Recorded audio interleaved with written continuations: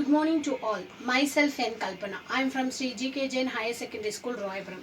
Today for the 12th standard, I am going to explain the topic is P block element. We know that the periodic table we have a 4 blocks S block, P block, D block as well as the F block. Now we detailedly discuss about the P block element, the elements present in the P block element. How we have to segregate these elements are P block element. We have to know by using the valence shell. What is meant by valence shell? Valence shell is the combining capacity with the other element. Every element will be having a valence shell. So the valence shell will be having the combining capacity. If the element have to combine with the other element means the valence shell only it has been combined. So the P block element, all the valence shell should be end up with the P block. So that is why those elements we have segregated as a P block element. Okay. So in the P block element, the groups started from 13 to 18. So it has been 13, 14, 15, 16, 17 and 18 groups are there. Okay. And in this P block element, we have a metals, non-metals as well as the metalloids. So we know that metals and non-metals. What is mean by metalloids? Metalloids means it is a semi-metals. So sometimes it behave as a non-metals. If it is increasing the temperature means it will be behave as a metals. So that will be a in between semi-metals. Okay, that will be called it as a metalloid. So the general configuration, electronic configuration means distribution of the electrons. Okay, the electronic configuration is NS2 NP126. N means it will be wherever 1, 2, 3 whatever it is. Okay, let's see that 13th group started as boron family. So it is starting element, the remaining all the element which is called it as a boron family. 14th group carbon, 15th nitrogen, 16 oxygen, 17 fluorine and 18 neon. Okay, so in the first group, let's see the boron.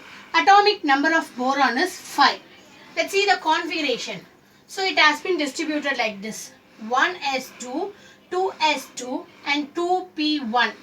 So I already told that np126. So it has been started from 1, np1. Here 13th group, the configuration end up with np1. The valence shell having np1. The carbon np2.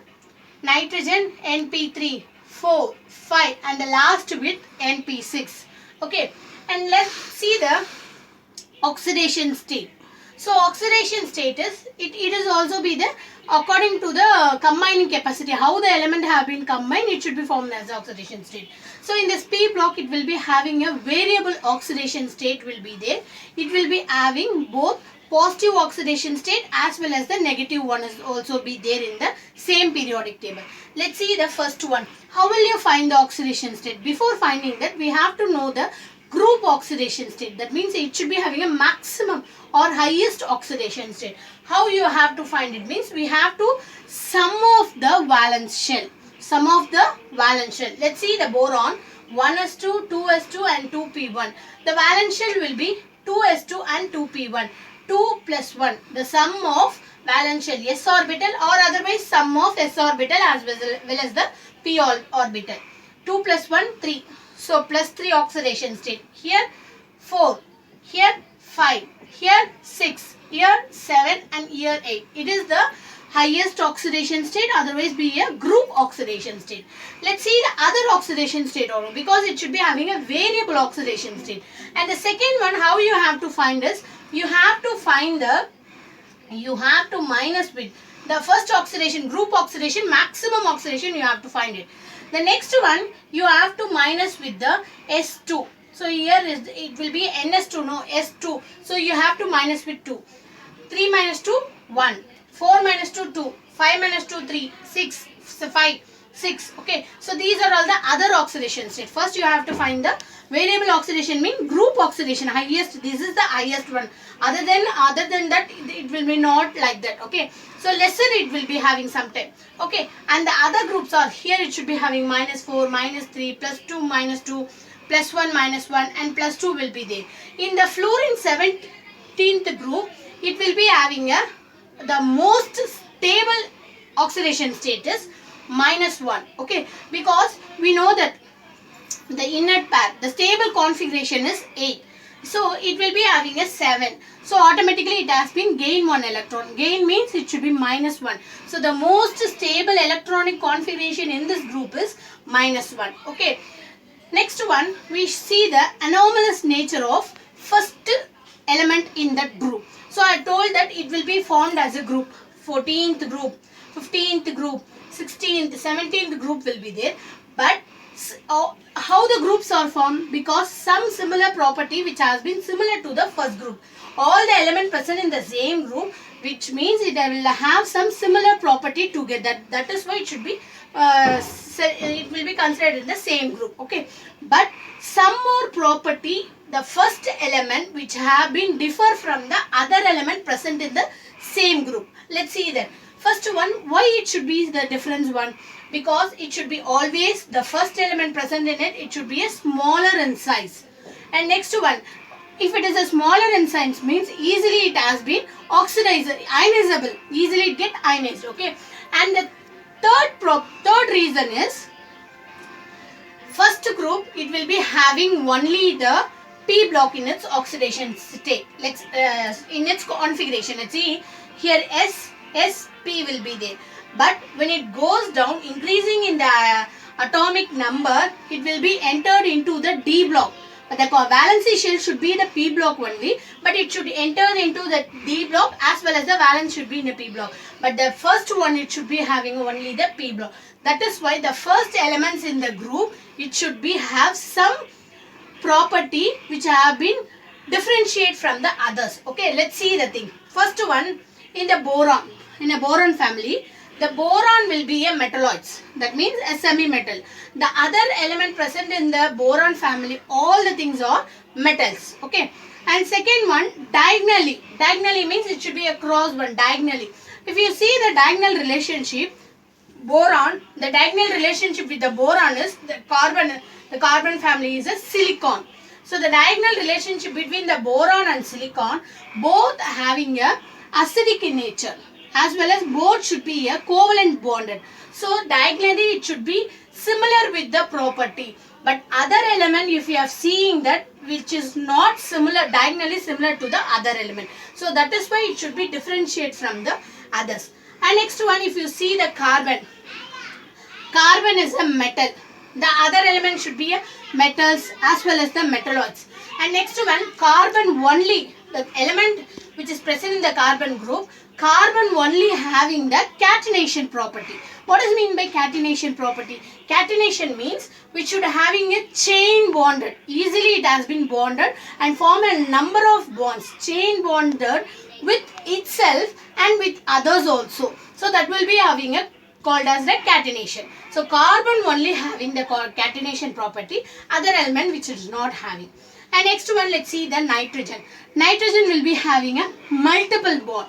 So N double bond N and C double bond N, like that. It will be having a diatomic gas. Diatomic means always N2 will be there. It should be a gas one. Oxygen, the same property. It is also be a diatomic gas. Other the elements are some other states will be in there. Okay. And next one, oxygen, it has been easily bonded with the hydrogen also. And next one, fluorine. It is the strongest oxidizing agent in the group. It is the strongest, most strongest, and it should be an easily reactive one also. In next boron family, we see some more preparation. The compound of boron. Okay, first one is a borax and second one is a boric acid. The formula for borax is Na2B4O7. So the borax is otherwise called as sodium tetraborate. So borax is otherwise called as sodium tetraborate. Okay. So how the preparation of sodium tetraborate is? It has been prepared by columnite. So the ores of the borax is columnite. It has been formed. It has been make it as a solution with the sodium carbonate. As usual, if it is make it a solution means we have to add the water. So it has been boiled to make a solution. So you have to take a ore columnite, then add with the sodium carbonate, then you have added with the water, then you have to boil it. So automatically the sodium, that means borax, has been prepared. At the same time calcium carbonate and calcium hydroxide is also been evolved in it. Next one, boric acid. The formula for boric acid is H3BO3. If you have to write like this, means BOH3, okay, orthoboric acid or else boron trihydroxide, you will be called it as. Next one, the ores for the boric acid, where you have to prepare the boric acid is, one is the same thing, columnite, the same from the borax ore, columnite itself also you have to prepare the borax. And next one, you have to prepare boric acid from the borax, so it should be easily remember also, okay. So the columnate, same formula, Ca2B6O7, as well as the borax formula is also, you know that, Na2B4O7. So you have to be added with the sulfuric acid, then you have to add it with the water. Then you have to prepare the boric acid as well as the sodium sulfate. Next one, here the same water molecule, then sodium dioxide in the gaseous state, okay. So when you have to prepare the borax with the help of columnite, you have to add the sulfur dioxide in the gaseous state. You will be formed as a boric acid as well as the calcium sulfate. So this is the one of the important method in the boron family. So in this chapter, you will be asking like the preparation of borax, preparation of boric acid, and next what are the anomalous nature of the first elements, how it has been differentiated, reason for that. These are all the very important questions in this lesson. Thank you.